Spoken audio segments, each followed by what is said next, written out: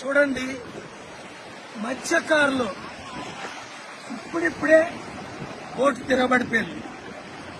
భీమిల్లోని Visakhapatnam సైడ్లోని mini హార్బర్లు ఎన్నో కట్టాలి. పెద్ద హార్బర్ ఉంది కానీ మినీ హార్బర్ లేదు. కోస్టల్ అంతా విదేశాల్లో చూడండి ఎంత విలువైన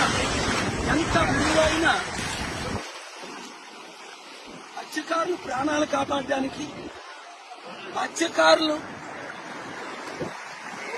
నిధులు కేటాయించి ఒకటే హార్బర్ కట్టడు, 2 వాళ్ళకి ఎక్విప్మెంట్లు ఇవ్వడం, 3 వాళ్ళు వృత్తి కంటిన్యూ చేయడానికి కావలసిన స్కూల్ పెట్టడం. ఎందుకంటే ఇప్పుడు అందరూ ఎడ్యుకేషన్ చేసి తక్కువ పనులన్నీ మానేశారు.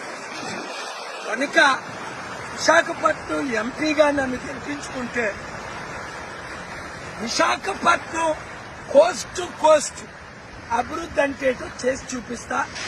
మత్స్యకారులకు, రైతులకు ఏం చేయాలో ఆర్థిక సహాయం, అన్ని విధాల సహాయం, మినీ హార్బర్లు కట్టడం. ఖర్చు లేదు చెప్పండి, కానీ మీకు అర్థమైంది కదండి.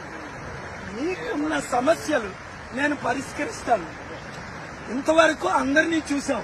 విశాఖపట్నం ఎంపీగా సీరియల్ నెంబర్ 14 కొండ గుర్తుకు ఓటేసి నన్ను గెలిపించండి. మీ మత్స్యకారులకు, మీ పిల్లలకు, మీ అబ్బాయిని కలిసే ఎంత ఒక విధంగా చెప్పాలంటే మీ వృత్తి కూడా ఆయనకి ఇంకా ఇంట్రెస్ట్ లేని పరిస్థితి. ఎందుకు మీకేమో అలా ఏ విధంగా సహాయం చేయట్లేదు. మొన్న 6 మత్స్యకారులు కేజీహెచ్ హాస్పిటల్లో ప్రాణాలు పోతుంటే కనీసం వాళ్ళు రక్షించలేకపోయారు ఈ గవర్నమెంట్. కనుక గుర్తుంచుకోండి, మీడియా అందరికీ షేర్ చేయండి.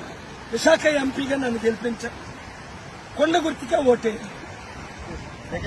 జై కేపాల్, జై కేపాల్, జై కేపాల్, జై కేపాల్.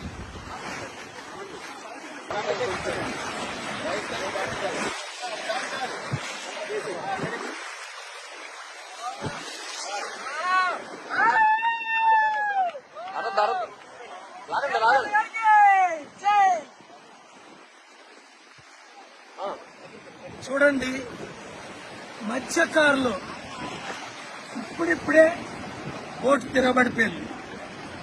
భీమిల్లోని విశాఖపట్నం సైడ్లోని మినీ హార్బర్లు ఎన్నో కట్టాలి. పెద్ద హార్బర్ ఉంది కానీ మినీ హార్బర్ లేదు.